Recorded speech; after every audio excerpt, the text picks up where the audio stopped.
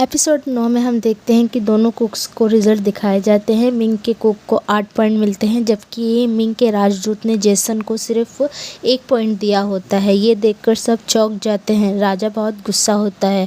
वो मिंग के राजदूत से कहता है कि आपने जानबूझकर जेसन को कम पॉइंट्स दिए हैं और आपने जेसन के कुक्स के साथ नाइंसाफ़ी की है। राजा कहता है कि ये पॉइंट्स हमें एक्सेप्ट नहीं है। मिंग के राजदूत कहते हैं कि तो फिर आप बताइए कि इस राउंड का फैसला कैसे किया जाए। राजा कहता है कि दोनों कुक्स अपनी अपनी डिशेस टेस्ट करेंगे और खुद की कमियों को तलाश कर खुद को पॉइंट्स देंगे। दोनों टीम्स अपनी अपनी डिशेस टेस्ट करते हैं। राजा पहले जियंग को अपनी डिश को पॉइंट्स देने के लिए कहता है, पर वो कहती है कि इस डिश को बनाने में सभी कुक्स ने मेहनत की है और हम सब ने पूरी ईमानदारी से ये डिश तैयार की है, इसीलिए अपनी डिश को वो पॉइंट्स नहीं दे सकती। राजा मिंग के कुक्स से पूछता है कि वो अपनी डिश को कितने पॉइंट्स देंगे। मिंग के कुक भी यही कहते हैं कि वो अपनी डिश को खुद पॉइंट्स नहीं दे सकते। दोनों टीमों की बातें सुनकर राजा कहता है कि दोनों टीमों की डिश बहुत ही लाजवाब थी, इसीलिए ये राउंड भी टाई होता है। राजा मिंग के राजदूत से कहता है कि आपको इस फैसले से कोई प्रॉब्लम तो नहीं, जिस पर मिंग का राजदूत सोचता है कि अगर तीनों राउंड टाई हुए तो जीत हमारी होगी। ये सोचकर वो राजा से कहता है कि उसे इस फैसले से कोई प्रॉब्लम नहीं। राजा और राजदूत वहाँ से चले जाते हैं। उनके जाने के बाद मिंग के कुक जियंग से बात करते हैं, जिसमें मिंग के कुक तांग जियंग की तारीफ करते हैं। जियांग और तांग अपनी अपनी खामियां एक दूसरे को बताते हैं और एक दूसरे के खाने की तारीफ करते हैं। उनके जाने के बाद जियंग की टीम कहती है कि मिंग के कुक उसकी तारीफ़ कर रहे थे, ये तो बहुत बड़ी बात है। जिस पर जियंग कहती है कि वो हम सब की तारीफ़ कर रहे थे और हम सब ने मिलकर खाना बनाया है। तभी चीफ सॉन्ग वहाँ आते हैं और जियंग को बताते हैं कि राजा उसे बुला रहे हैं। नेक्स्ट सीन में हम देखते हैं कि जियंग राजा से पूछती है कि उसने वहाँ पर क्यों बुलाया है, जिस पर वो कहता है कि वो परेशान क्यों हो रही है, उसने तो आज बहुत अच्छा परफॉर्म किया है। जिस पर जियंग कहती है कि जल्दी बोलो क्या काम है, मुझे कल की कंपटीशन की तैयारी करनी है। राजा उसे चाय देता है और कहता है कि वो बहुत थक गई है, ज़रा आराम कर ले, इसीलिए उसने उसे यहाँ पर बुलाया है। जियांग को चाय के कप में चांद नज़र आता है। वो खुश हो जाती है। उसे देखकर राजा कहता है कि हम इसे चांद की चाय कहते हैं। जब आप चाय पीते हैं तो चांद इसे देखता है। जियांग चाय पीती है। राजा उससे पूछता है कि कैसी लगी। जियांग उसे कहती है कि बहुत अच्छी, इसे पी के मेरी थकान कम हो गई है। राजा उससे पूछता है कि तुम अपने ज़ख्मी हाथ के साथ आखिरी राउंड में कैसे काम करोगी। जियंग उसे बताती है कि कोई बड़ी बात नहीं है, वो कर लेगी। राजा अफसोस करता है कि उसे देश का फ्यूचर एक कुकिंग कंपटीशन पर दांव में नहीं लगाना चाहिए था। वो जियंग से कहता है कि अगर वो चाहे तो 3rd राउंड कैंसिल कर देगा और मिंग के राजदूत से माफ़ी मांग लेगा। जिस पर जियंग कहती है कि ऐसा करने की कोई ज़रूरत नहीं है, वो आखिर तक लड़ेगी और राजा का सिर झुकने नहीं देगी। राजा उससे पूछता है कि उसके प्रेशर कुकर का ढक्कन आ गया क्या, जिस पर जियंग कहती है कि नहीं, पर उसे भरोसा है कि इन्वेंटर चुंग उसे वक्त पर ज़रूर ले आएंगे। ये कहकर जियंग जैसे ही चाय का कप उठाती है वो उस पर गिर जाता है। राजा परेशानी से उसका हाथ पकड़ता है और चीफ सॉन्ग को बुलाता है और उसे कहता है कि रॉयल डॉक्टर से कहो कि जियंग का हाथ चेक करे। फिर हम राजा का रोमांटिक साइड देखते हैं, जब वो जियंग से कहता है कि तुम्हें अब चोट नहीं लगनी चाहिए, क्योंकि जब तुम्हें चोट लगती है तो दर्द मुझे होता है। डॉक्टर जियंग का हाथ देखता है और अब जियंग अपना हाथ बिना किसी तकलीफ़ के यूज़ कर सकती है। नेक्स्ट हमें एक के बाद एक कई सीन दिखने मिलते हैं। कॉन्सेंट कांग गुस्से में होती है क्योंकि उसे पता चलता है कि कंपटीशन टाई हो गया है। राजमाता ने जो लेटर मिंग देश को भेजा था उसका जवाब आ जाता है। सोंगजे प्रिंस जेसन से गोचुगारू यानी लाल मिर्च पाउडर जब्त करता है। मिंग के राजदूत लगातार 2 राउंड टाई होने की वजह से मिंग के कुक्स को डांटता है और रॉयल किचन में सभी कुक्स मिलकर कल की कंपटीशन की तैयारी करते हैं। नेक्स्ट दिन कंपटीशन शुरू होता है। आज के राउंड में उन्हें जिनसेंग का सूप बनाना होता है। दोनों टीम्स अपनी अपनी डिश बनाने में लग जाते हैं। जियांग सभी कुक्स को उनके काम बताते हैं। कुक पूछते हैं कि अगर कुकर का ढक्कन नहीं आया तो क्या करेंगे। जियांग बताती है कि फिर वो प्लान बी पर काम करेंगे, वो लोहे की कढ़ाई में डिश पकाएंगे। दोनों टीम्स अपनी अपनी डिशेज बनाने में लग जाते हैं। तभी मिंग के कुक्स बहुत ही कीमती इंग्रेडिएंट्स निकालते हैं और उनका यूज़ करने लगते हैं, जिन्हें देखकर राजा के साथ सब हैरान हो जाते हैं। जियंग अपनी डिश की तैयारी करती है और इन्वेंटर चुंग को याद करती है। वक्त कम हो रहा होता है। तभी कुक यम और कुक मैंग कहते हैं कि इन्वेंटर का वेट मत करो और प्लान बी पर काम करना शुरू करो, वरना हम बिना पकाए ही हार माननी पड़ेगी। जियंग मान जाती है और जैसे ही प्लान बी के लिए कुक्स को इंस्ट्रक्शन देने लगती है, तभी उन्हें आवाज़ सुनाई देती है और हम देखते हैं कि महल के गेट पर इन्वेंटर चुंग अपने बनाए लकड़ी के हेलीकॉप्टर पर आता है। सभी सैनिक उसे घेर लेते हैं। तभी राजा का गार्ड आता है और इन्वेंटर चुंग को कंपटीशन की जगह ले जाता है। उन्हें देखकर राजा और जियंग खुश हो जाते हैं। इन्वेंटर चुंग जियंग को कुकर का ढक्कन देता है। सब लोग इन्वेंटर को देखकर हैरान होते हैं। मिंग के राजदूत राजा से पूछते हैं कि ये कौन है, जिस पर राजा उसे बताता है कि ये हमारे महल का एक नया मेंबर है, जिसे मैंने एक चीज़ लाने के लिए कहा था। इन्वेंटर चुंग जियंग से कहते हैं कि कुकर का ढक्कन थोड़ा कमज़ोर है, इसीलिए धीमी आंच में पकाना, जिस पर जियंग कहती है कि उसे तो तेज़ आंच चाहिए। तो इन्वेंटर उसे कहता है तो आंच तेज कर लेना। जियंग कहती है इसमें खतरा तो नहीं, जिस पर इन्वेंटर कहता है कि हारने में ज़्यादा खतरा है। इन्वेंटर चुंग जियंग को विश करता है और वहाँ से चला जाता है। मिंग के कुक याफिशु उन्हें देखकर अपने हेल्पर से आग तेज़ करने के लिए और लकड़ियाँ मंगवाती हैं, जिस पर उसके अंकल उससे मना कर देते हैं और कहते हैं कि उनकी डिश धीमी आंच में धीरे धीरे पकेगी। जियंग कुकर में सभी चीज़ें डालकर उसे पकने के लिए आग पर चढ़ाती है और आग को तेज़ करती है। गिलगिम परेशान होती है, तो तभी जियंग उसे बताती है कि खाने को टेस्टी बनाने के लिए उसे तेज़ आंच पर होना ज़रूरी है। कुकर की सीटी की आवाज़ सुनकर सब हैरान हो जाते हैं और मिंग के राजदूत राजा से कहते हैं कि कहीं ये फट ना जाए, जिस पर राजा कहते हैं कि फिक्र ना करो, रॉयल कुक सब संभाल लेगी। दूसरी सीटी आते ही जियंग बहुत खुश होती है और सीटी निकाल देती है। कुकर से भाप निकलते देख लोग और हैरान हो जाते हैं। जियंग कुकर का ढक्कन खोल देती है। ये देखकर मिंग के कुक याफिशु कहती है कि शायद उनका खाना पक गया है। कुक तांग कहता है कि समझ में नहीं आता कि इतनी जल्दी कैसे पक गया।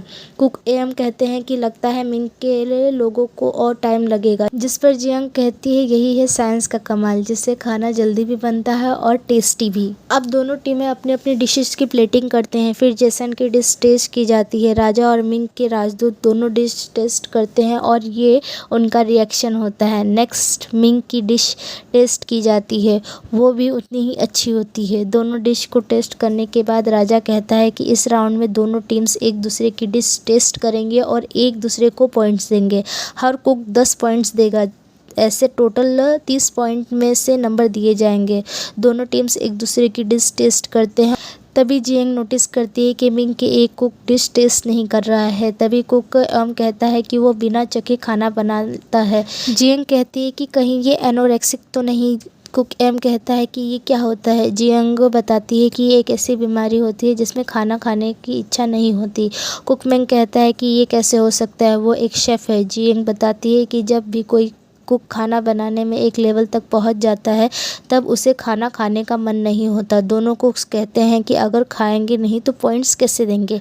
जियंग सोचती है कि अगर डिश की प्लेटिंग अच्छे से ना हो तो शायद वो खा ले। वो एक बाउल में सूप और बाकी चीज़ें डालती है, उसे कुक को देती है। जियंग कुक से कहती है कि नतीजा चाहे कुछ भी हो, उसने खाना इसलिए बनाया है ताकि सब खाकर खुश हो सके। ये सुनकर वो डिश टेस्ट करता है और उसे अपनी दादी की याद आ जाती है। वो इमोशनल होकर रोने लगता है और कहता है कि इस टेस्ट की तलाश में 10 साल से कर रहा हूँ, ये टेस्ट तो मैं भूल ही गया था। वो बताता है कि एक बार वो अपनी दादी के हाथ का सूप पीकर चौंक गया था और कब से वैसा ही सूप बनाने का ट्राई कर रहा था, पर वो कभी वैसा सूप नहीं बना सका। एक लेवल के बाद उसे बिना टेस्ट किए खाना बनाने की एबिलिटी आ गई, पर वो कभी वैसा सूप नहीं बना सका। वो कहता है मैं जितना खाना बनाता हूँ उतना ही मेरा खाना खाने का मन नहीं करता, पर तुमने वैसा ही सूप बना दिया। वो कहता है कि मैं ग्रेट कुक कैसे हो सकता हूँ अगर मैं अपनी दादी के हाथ से बना सूप जैसा सूप भी नहीं बना सकता। सकता। जियंग कहती है कि उसने ये सूप उनके लिए दिल से बनाया है और आपकी दादी ने भी कभी आपके लिए ऐसा वो सूप दिल से ही बनाया होगा। ये सुनकर कुक कहता है कि जो शेफ़ खुद की और दूसरों की लाइफ में खुशी लाए वही एक नेक इंसान है और मैं अपनी हार को एक्सेप्ट करता हूँ। ये सुनकर राजा और मंत्री खुश हो जाते हैं जबकि मिंग के राजदूत हैरान हो जाता है।